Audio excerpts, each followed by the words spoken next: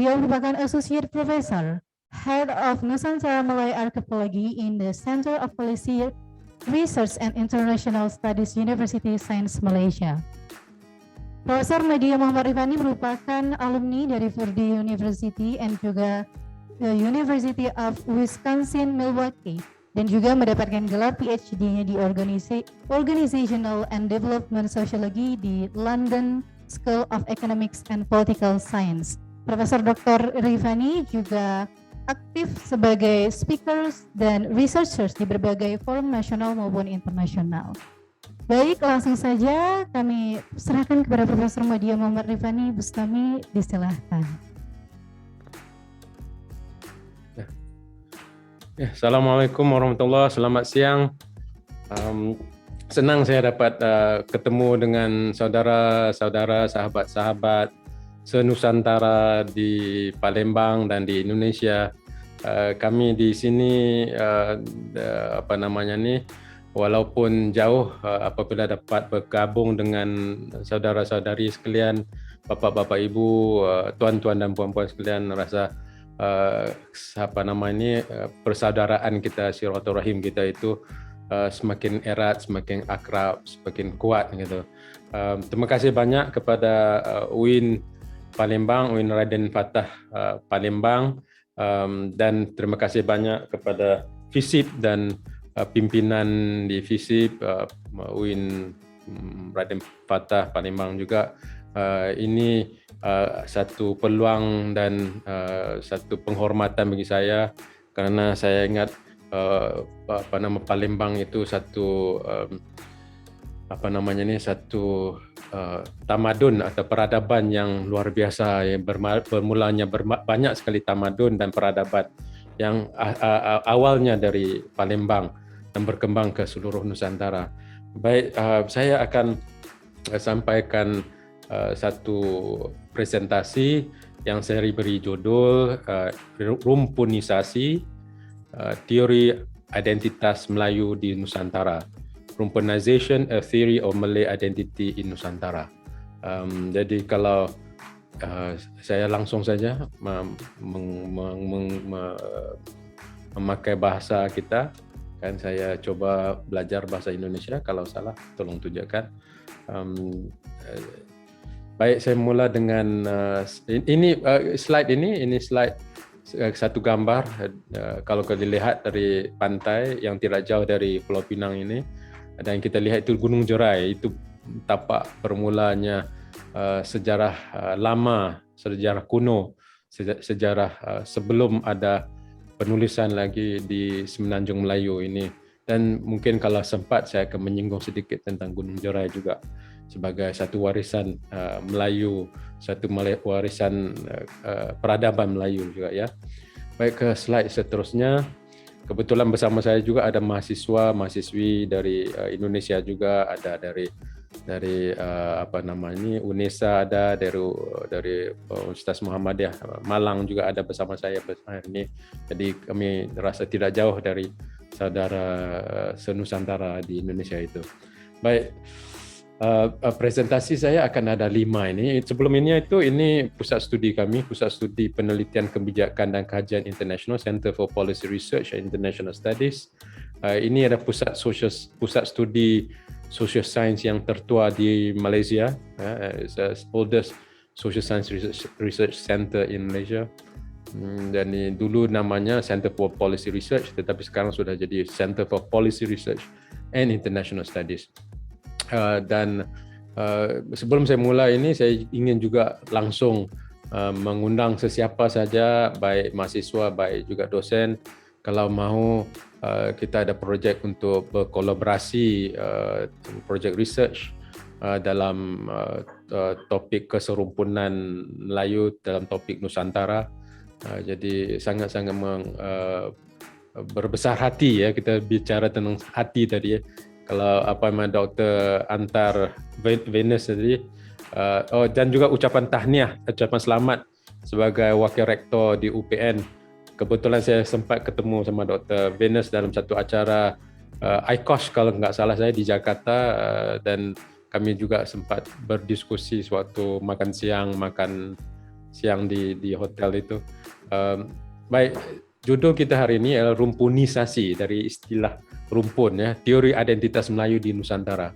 Saya bagikan presentasi saya ke 5. Satu, konteks prasejarah dan sejarah wilayah keserumpunan Melayu.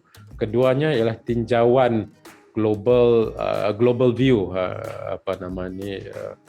pandangan sudut pandang global. Ketiganya teori rumpunisasi, ada 4 dimensi ataupun fenomena atau proses dan juga realitas di Nusantara. Keempat ialah Nusantara sebagai kontestasi paradigma. Kelima ialah titik kekuatan dan solusi meningkatkan keserumpunan Melayu itu. Dan ini kelimanya. Dan seperti mana saya bilang tadi, saya mengundang dan sangat berbesar hati kalaulah ada yang mau berkolaborasi dengan kami di sini juga. Baik, suaranya okey Raja? Okey, thank you. Baik, kita ke slide yang seterusnya. Mungkin saya tidak begitu mendalami kerana sudah disentuh oleh beberapa sahabat saudara pembicara kita maupun Bapak dekannya juga tadi. Tetapi saya ingat perlu menyinggung sedikit bahawa dahulunya kita ini dulu satu, dan bermulanya itu dari satu benua yang namanya benua Sunda, Sundaland ya. Dan Sundaland bukan saya merujuk kepada Bandung saja, tapi satu pentas Sunda yang luar biasa. Kalau kita lihat di visual yang saya paparkan di situ, itu 25,000 tahun dahulu, before Christ, sebelum Masihi. Dan ini evolusi kita ya kan. Jadi rumpun Melayu itu adalah satu rumpun yang lama sekali. Dan apabila perpecahannya berlakunya ledakan Gunung Merapi, ledakan Gunung Krakatau dan banjir yang besar sekali, kita berpecah ke kalau kita lihat visual yang sebelah kanan itu ada migrasi.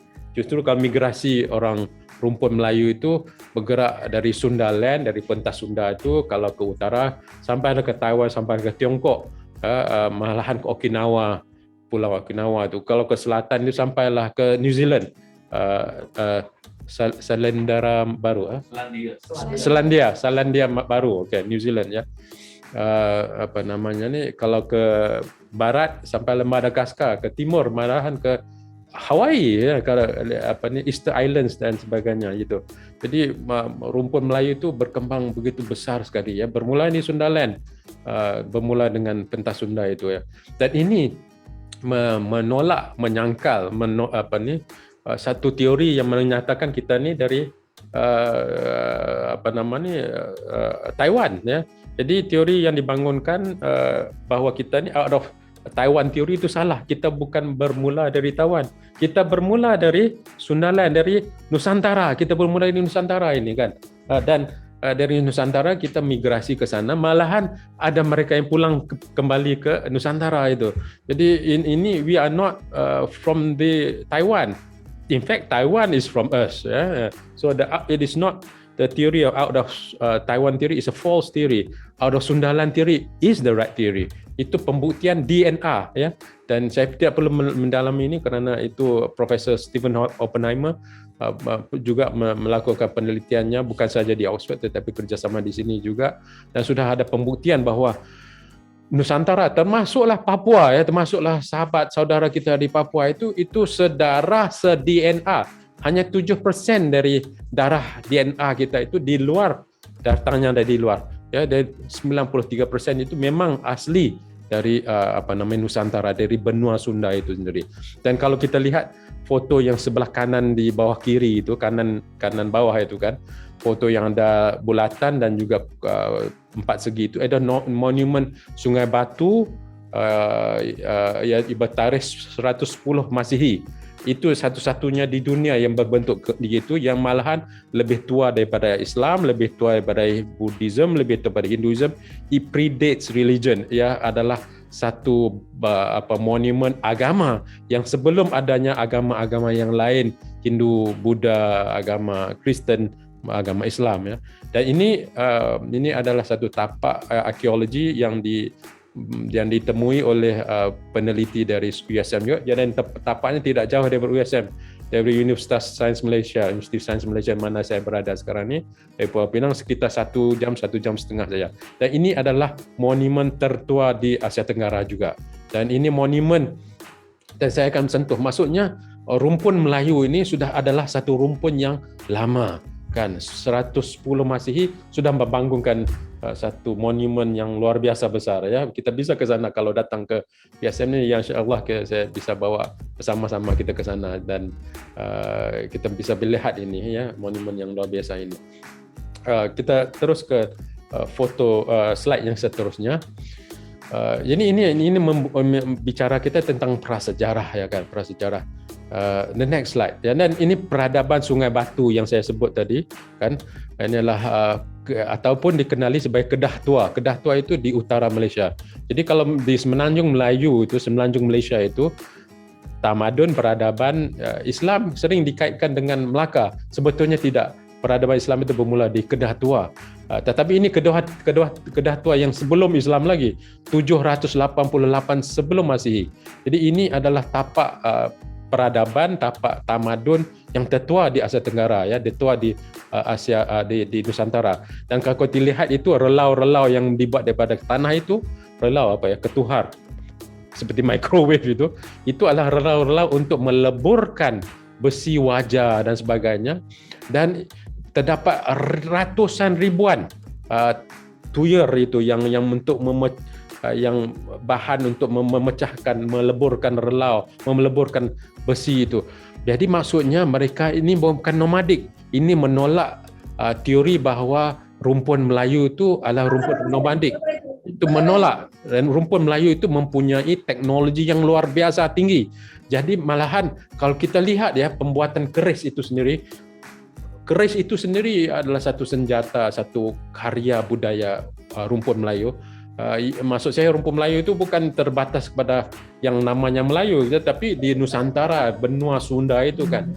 Keris itu dibuat, teknologinya bukan saja teknologi di dalam dunia. It's not just earth technology. Malahan apabila Datuk Profesor Mokhtar yang menemui tapak ini, ya, apabila dilakukan carbon dating adalah satu proses untuk menentukan usia sesuatu itu, tidak dapat ditemui usianya kerana akhirnya ditemui, mereka bawa dah ke University Cambridge di UK, di Britain, di Inggris itu, dilakukan carbon dating, ternyata kita menggunakan meteoroid dari luar angkasa, kan. Jadi teknologi peleburan, smelting, amalgamation technology untuk membuat pandai besi, pandai keris kita itu sudah ada teknologi luar angkasa. Outer space teknologi sudah terbenam. Jadi, dan kalau kita lihat keris-keris lama itu digabungkan beberapa logam itu. Jadi teknologi rumpun Melayu itu luar biasa. Dan kalau kita lihat pula piston yang menjadi penggerak kepada mobil-mobil, piston itu adalah teknologi yang datang dari Nusantara, datang dari rumpun Melayu. Dan ini sudah dibuktikan, sudah didokumentasikan oleh dalam sejarah, ya, yang dinamakan gobek api itu adalah satu alat yang dibawa dari semasa penjajah, ya, dibawa ke Eropah dan kemudian ditemui oleh Rudolf Diesel, kan, bensin diesel, the combustion piston technology, ya, yang kita bisa buat api dari teknologi itu, kan, itu datangnya dari rumpun Melayu, datangnya dari Nusantara. Jadi maksudnya teknologi rumpun Melayu itu sudah luar biasa, dan ada banyak lagi hal-hal begini yang bisa kita ungkapkan, kita bisa sampaikan bahwa kita adalah dari satu tamadun dan dari satu peradaban yang luar biasa hebat, yang luar biasa tinggi pengetahuan, luar biasa tinggi, bukan saja kearifan lokalnya, tetapi juga teknologi sains, teknologi alam, ya, kan. Dan ini saya ingin angkat bahwa rumpun Melayu itu adalah rumpun yang luar biasa hebat. Dan kalau kita ke slide yang seterusnya, baik. Nah, Palembang itu satu peradabannya luar biasa. Mungkin ada yang tahu, mungkin nggak tahu bahwa Sultan Kerajaan Melayu Melaka yang pertama itu adalah datangnya dari Palembang, Parameswara yang merantau, ya, datang ya konteks sejarahnya datang ke Melaka. Dan apabila Parameswara itu mengandut berpindah agama kerana bernikah sama puteri Pasai kan, kemudian bertukar namanya kepada Sultan Iskandar Shah, dan kemudiannya Melaka bertukar menjadi agama resminya tu agama Islam. Itu kemudian jadi Parameswara itu jadi sejarah Kesultanan Melaka itu sebetulnya bahagian dari sejarah Palembang. Jadi jangan lupa. Jadi kalau orang bilang Melaka itu sebetulnya Palembang, itu Melayu yang datang dari Palembang bergabung dengan Melayu yang ada di Melaka. Singapura juga itu Sang Nila Utama itu. Jadi jangan lupa Singapura itu milik Palembang juga itu kan. Marah orang Singapura nanti. Dan kalau kita lihat pula orang Melayu, rumpun Melayu ni adalah rumpunnya hebat, ya kan? The first female admiral Laksmana yang pertama di dunia yang perempuan adalah dari Nusantara, orang Aceh kan, namanya Laksmana Malahayati yang mengetuai bala tentera armada yang lebih dari 100 kapal-kapal itu. That is a Malay. So the first female admiral is a Malay. Is a rumpun Melayu yang mengelilingi dunia. Katanya Magellan, itu salah. Sudah dibuktikan salah juga. Yang mengelilingi dunia yang pertama itu namanya Eric de Malay, Eric de Malacca kan. Juga orang Melayu, dari rumpun Melayu. Jadi yang datang merong Mahawangsa, yang membuka kedah tua Kesultanan Islam yang pertama di semenanjung Melayu. Itu juga adalah satu dari rumpun Melayu, ya kan.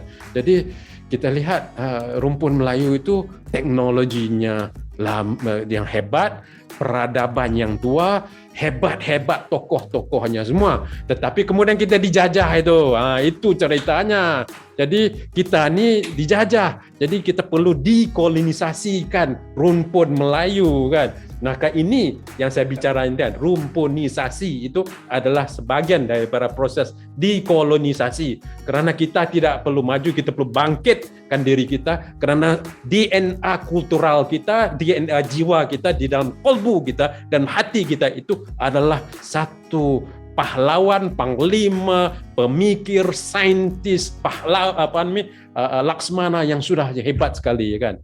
Dan kita menyebutkan diri wilayah ini sebagai Nusantara, antara nusa, antara pulau, tanah air. This is the only place where we have the word air di dalam tanah. We don't talk about homeland, we don't talk about heartland, only we talk about land and water. Kerana kita menguasai bukan saja tanah tetapi juga airnya kan, yang 70% daripada dunia ini kan. Baik, kita ke slide seterusnya. Nah ini saya mau mengangkat tentang rumpun Melayu. Kalau kita lihat ya, Syekh Yusof Al-Makassari, dan kebetulan saya ada dapat grant penelitian dari Singapura NUS kemarin ni untuk meneliti migrasi rumpun Melayu sampai ke South Africa. Di South Africa we have Melayu Cape Malays. Mereka yang ke sana itu yang diketuai salah seorangnya adalah Syekh Yusof Al-Makassari yang datangnya dari Makassar kan, seorang guru yang hebat yang kemudiannya diusir oleh Belanda ke Banten dan nikah sama anak sultan, dan kemudian bersama berjuang dengan Sultan Ageng Tirtarayasa itu yang juga seorang pahlawan negara Indonesia juga, dan kemudian diusir lagi ke Sri Lanka, kemudian diusir lagi, akhirnya membukalah masjid pertama di South Africa. Justru mereka dinamakan Cape Malays. Walaupun dia suku Makassar, walaupun bersamanya ada orang Jawa, ada orang Bugis, ada orang Medan malahan ya kan, ada orang Minang ya kan, tetapi disebut sebagai Melayu. Kerana ketika itu, sewaktu itu, zaman itu kita belum dijajah, maka kita istilahkan diri kita sebagai Malays. Seperti juga saya bisa jadi Hakka, Chinese Hakka, Chinese Hokkien, Chinese Cantonese, tetapi Chinese kan. Suku saya Hakka, suku saya Cantonese, suku saya Teochew, tetapi saya Chinese kan. Itu kan. Tapi sekarang ini mungkin sudah berubah kan. Jadi kalau kita lihat, kita ada Melayu di Sri Lanka, kita ada Melayu di Patani, kita ada Melayu di Champa, kita ada Melayu di Maori di New Zealand. Lihat di foto sudah ada the World Melayu Polynesian Organization, the Maori Malay Polynesian. Well, yes. Malahan apa nama ni? If you go to the next slide. Saya tidak mau fokus terlalu lama, tapi saya ingat penting untuk diangkat ini. The King Kalakaua gitu kan, is from Hawaii. Dia bilang I am also Malay. Kan, dan itu sahabat baiknya ada Sultan Abu Bakar dari Johor itu. Ini slide yang saya share oleh Prof Saleh apa. Belum diambil US. Jadi US Amerika Syarikat itu curi pulau kita juga itu kan. Pulau Hawaii itu pulau kita. Jadi kita jangan hilang identitas rumpun Melayu itu. Rumpun Melayu adalah satu rumpun yang luar biasa. Rumpun Melayu mempunyai networknya, jaringan yang besar sekali gitu kan. Jadi sayanglah kalau kita hilangkan rumpun, kita tumpukan hanya kepada suku. Seterusnya. Jadi alam Melayu itu kan ada sangat luas itu kan. Jadi kita ada alam Melayu yang terasnya kita di sinilah di Nusantara ini. Tetapi ada juga alam Melayu Polinesia, ada Malay diaspora itu kan. Jadi banyak sekali. Janganlah kita disconnect ourselves, janganlah kita terputus dengan rumpun Melayu kerana kita mau fokus kepada suku Melayu.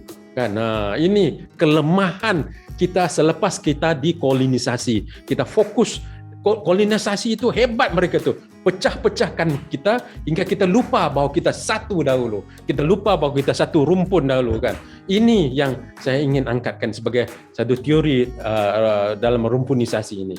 Baiklah, saya ke teorinya sekarang ini. Rumpunisasi. Do I have time? Ya, I have time, insyaAllah.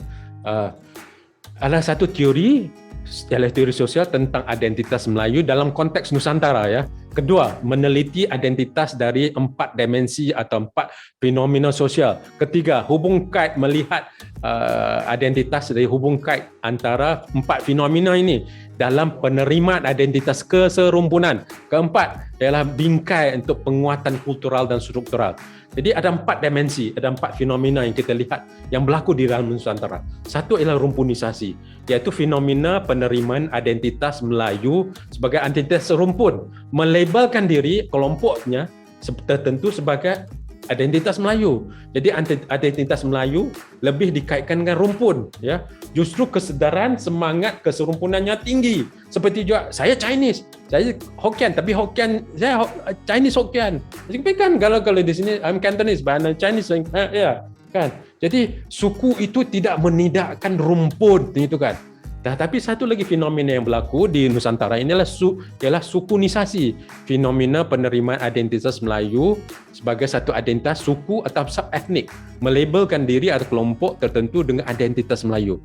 Identitas Melayu justru lebih dikaitkan dengan suku, justru creates this us and them. Saya bukan suku Melayu, kamu suku lain ini. Jadi Melayu itu jadi suku kan. Jadi penerimaan keserumpunan tergantung us and them. Kalau us ini saya ni Melayu Pontianak, ya Melayu. Saya ini Melayu Riau, ya Melayu. Saya ini Melayu Malaysia, ya Melayu. Gitu kan. Kalau saya ini Bugis, kurang pastilah Melayu saya gimana gitu. Saya tapi rumput Melayu lah. Ya kurang pastilah gitu kan. Kalau saya Minang bagaimana? Kebetulan saya ini orang Minang juga ini. Buyut saya datang dari Sumatera juga kan. Kurang pastilah bagaimana. Jadi suku kita angkat, kita lupa tentang rumpun. Kan? Nah, ini fenomena yang kedua. Fenomena yang ketiga, dan ada tumpang tindihnya, tidak semestinya satu mina. It's not a mutually exclusive typologies ya. All these phenomena are in fact is overlapping oftentimes. Yang ketiga ialah primerisasi ya. Fenomena menjadikan identitas Melayu sebagai identitas primer atau utama dan bisa menerima identitas lain sebagai identitas sekunder. Contohnya Melayu Minang, Melayu Banjar, Melayu Patani, Melayu gitu kan. Itu menjadikan Melayu itu sebagai primary identity ya kan, identitas yang utama, identity. kan. Sekundarisasi itu atau tersiarisasi itu from the word secondary and tertiary adalah fenomena menjadikan identitas Melayu sebagai identitas sekunder, tersier atau identitas tipis dan jauh. Penerimaan keserumpunan juga bergantung dan terkait kepada sukunisasi tadi. Makanya ini 4 fenomena yang berlaku di Nusantara kan. Dan kalau kita lihat, kalau kita aplikasikan rumpunisasi ini, Melayu, karena fenomena rumpunisasi ialah menjadikan Melayu itu, penerima Melayu itu bukan sebagai suku sahaja, tetapi sebagai rumpun, ya kan. Kalau kita lihatlah dalam pengamatan saya, dalam wawancara saya, kalau Filipina itu, malahan Filipina adalah negara pertama yang mahukan nama Malaysia. Termasuklah Jose Rizal itu. Kerana Jose Rizal mengangkat kita ini Melayu, kita ini rumpun Melayu kan. Dan kalau kita tanya orang Bisaya, orang Tagalog, orang yang di suku-suku lain di Filipina, mereka terima bahwa mereka diajar dalam sejarah bahwa mereka ini adalah rumpun Melayu. Tetapi rumpun itu sudah dijadi melalui proses sekundarisasi. It's not a primary identity, it's a secondary, in fact a tertiary identity. Jadi agak tipis dan jauh, ya kan? Agak tipis dan jauh. Ada menerima itu sebagai identitas rumpun, tetapi tidak kuat tipis itu ya. Kalau Indonesia, kalau kita lihat, mohon maaf kalau ini sebagai seorang saudara di Malaysia, ya adik lah kepada abangnya kan. Ada tempatnya tinggi, ada tempatnya sederhana, ada tempatnya tipis. Mungkin ada tempatnya nggak ada gitu kan. Itu tergantung kepada fenomena yang lain gitu. Jadi rumpun Melayu itu dan kebetulan ada teman saya kayak menulis di UMY buku yang ditulis dari Prof. Tulus, Prof. Dr. Sur dan mahasiswa saya yang sudah jadi S3 Dr. Ali itu menulis tentang keserumpunan sebagai satu strategic international relations paradigm ya kan. Jadi banyak contohnya lah, ada banyak suku yang tidak rasa Melayu gitu kan. Tapi Melayunya rumpun dan kurang pasti rumpunnya di mana gitu. Mungkin bahasanya, mungkin budayanya, mungkin upin-ipinnya gitu kan. Makanya ada tempat-tempat kekosongan seperti itu. Malaysia pula Melayunya tinggi dan sederhana, tapi di kelompok orang Melayu pribumi Iban, Kadazan mungkin sederhana, mungkin tipis. Dan ini juga berlaku. Tetapi baru ini kita juga ada diskusi bersama yang dari Dayak ya. Mereka bilang ya, saya juga Melayu tapi Melayu Dayak gitu kan. Bahasa saya bahasa Melayu tetapi Dayak gitu. Justru saya ingin aplikasikan konsep konstruksi rumpunisasi ini di luar rumpun kita sendiri. Kalau kita lihat seperti saya bilang tadi, identitas Cina ya kan. Ada Cina Hokkien, Cina Kantonis, Cina Hakka, tetapi tetap Cina, tetap Han Ren. Han ialah bahasa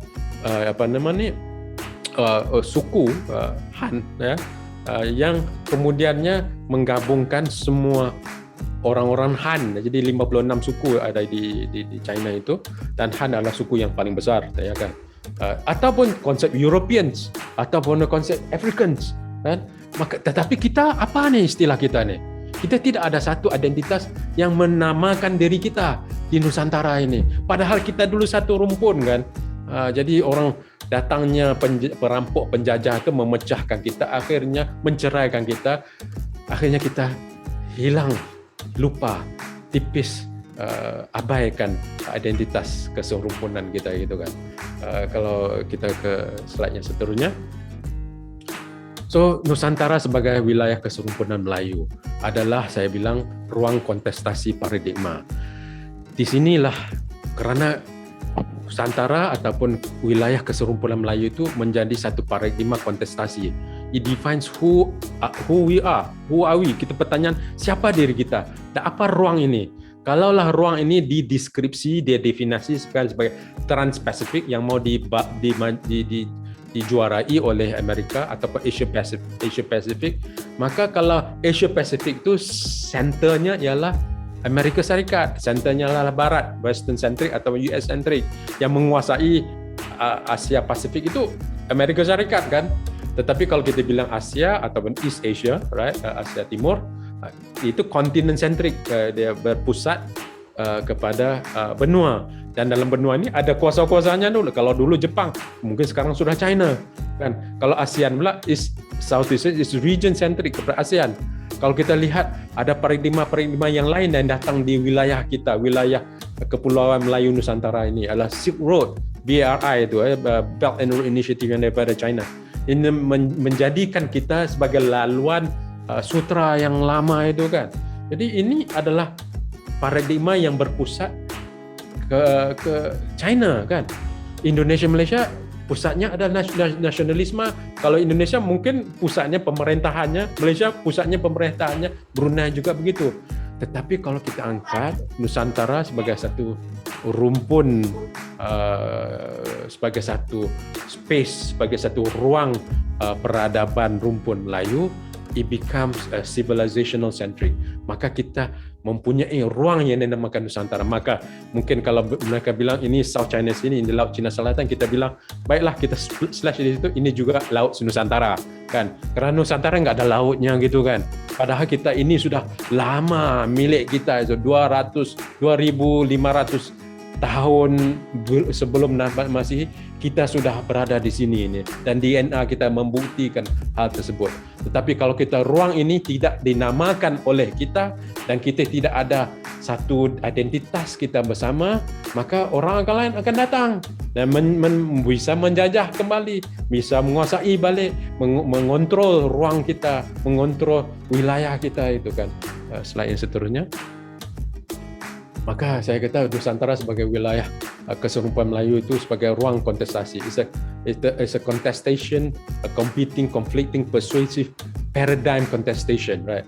It creates a sense of social acceptance. Jadi, who are we, where we belong to, who owns this place, apakah kepentingan kita tergantung kepada apa yang dinamakan ruang ini. Kalau namanya ruang ini Laut Cina Selatan, jadi Cina ada. Kan? Jadi itu masalahnya. Kalaulah Malaysia mempunyai nama Malay, jadi harus diperjuangkan Malay itu. Padahal kalau lihat identitas Melayu di Brunei mungkin lebih kuat lagi daripada identitas Melayu di Malaysia. Dan kalaulah Filipina berjaya dahulu yang menamakan negara mereka Malaysia kan, kerana mereka yang mengusulkan dahulu nama mereka Malaysia itu kan. Itu perjuangannya juga berbeda. Kalaulah bahasa kita, bahasa Melayu bersama itu kan, itu perjuangan kita juga berbeda. Jadi maksudnya keserumpunan Melayu itu adalah, dan wilayah keserumpunan Melayu itu adalah satu paradigma yang banyak orang cuba berkontestasi dalam wilayah ini. Dan kalau kita tidak berjuang, ya, sahabat saudara kita di Natuna itu kan, apalagi teman-teman kita yang lain di kepulauan-kepulauan ini kan, bisa tenggelam gitu kan dengan kuasa-kuasa yang di luar sana kan. Seterusnya, maka saya bilang bingkai penguatan keserumpunan kita bersama itu ada titik-titik kekuatan kultural dan struktural kebersamaan di Kepulauan Melayu itu. Dan saya mungkin nggak sempat membicarakan semuanya. Pertamanya bahasa.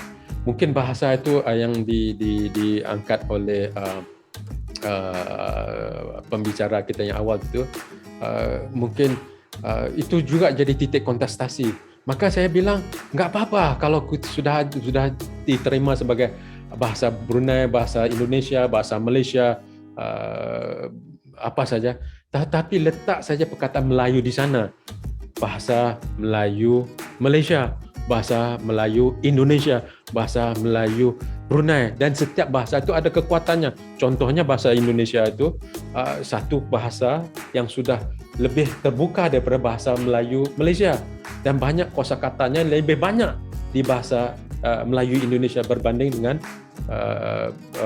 bahasa Melayu Malaysia. Dan ini tidak menidakkan identitas nasional. Kita mengangkatkan nasionalisme Nusantara, nasionalisme yang dekolonisasikan, bukan nasionalisme yang dekolonisasikan. Kerana sejarah kita tidak bermula apabila kita merdeka. Sejarah kita bermula jauh sebelum itu, dan sejarah kita malahan lebih hebat lagi daripada sejarah negara saja.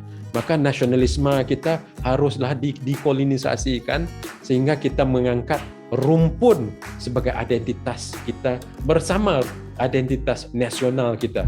Maka kalaulah kita bisa bilang Melayu Bugis, Melayu Minang, Melayu Bawayan, ya itu kan lebih hebat lagi kerana itu mengikat secara budaya kita kan. Dan banyak budaya dan produk-produk budaya kita yang kita menjadi yang kita berbagi bersama, you share together, right? Masakannya, tariannya. Dan kalau kita angkat ini sebagai satu budaya rumpun Melayu, ya kan, itu hebat. Jadi justru kalau dalam konteks Malaysia, banyak orang Malaysia melihat bahawa mereka mengerti bahawa Melayu itu bukan saja yang yang beragama Islam, kerana di Filipina itu majoritas Melayunya bukan Muslim, Katolik kan. Kita menerima itu kan. Jadi kita tidak terbatas dalam arti kata itu. Tetapi saya ingat pada satu saat nanti kita harus hidupkan kembali sumpah kita. Kalau dulu kita ada Sumpah Palapa yang menggabungkan Nusantara ya dari Majapahit. Kemudian ada Sumpah Pemuda, satu bahasa, satu nusa, satu bangsa itu. Mungkin kita perlu munculkan balik Sumpah Rumpun Nusantara itu kan. Wilayah kita ialah wilayah Nusantara Raya. Jadi ada wilayah Nusantara Indonesia, wilayah Nusantara Brunei, wilayah Nusantara Malaysia, wilayah Nusantara Filipina, wilayah Nusantara Patani. Rumpun kita adalah rumpun Mahawangsa Melayu sebagai identitas pemersatu. Jadi bisa saya bilang tadi Melayu Minang, Melayu Malaysia, Melayu Indonesia kan. Bahasa Melayu Nusantara, bahasa Melayu Indonesia, bahasa Melayu Malaysia, bahasa Melayu Brunei, bahasa Melayu Singapura. Maka mungkin kita perlu bermula dengan satu anjakan paradigma. Dan kalau saya lihat Palembang itu titik bermulanya banyak peradaban di Nusantara kan. Termasuklah Sriwijaya kan, di mana agama Buddha jadi tempat mengajarnya agama Buddha kan di Sriwijaya itu pusat. Kalau mau universitas Buddhism lah di sana kan bilang gitu. Dan peradaban Melayu juga di situ. Maka kalaulah FISIP UIN Raden Fatah Palembang itu mengangkat agenda untuk mengadakan Sumpah Nusantara. By the way, we have Hari Nusantara Desember 10 ya. Itu Hari Nusantara ya kalau belum tahu. Insyaallah. Ini tidak jauh dari kita kan. Mungkin kita bisa perjuangkan kita menyatukan kembali Nusantara di bawah satu rumpun, yaitu rumpun Mahawangsa Melayu. Next slide, saya tutup dengan slide ini. Maka silalah silaturahim dengan kami di Pulau Pinang ini. Dan itu ada fotonya, itu Resto Uang Palembang. Itu ada di Pulau Pinang, dan yang di tengah itu namanya Datuk Trisha. Beliau seorang orang Palembang yang datang sini menikah sama orang lokal dan membuka restoran Uang Palembang di sini.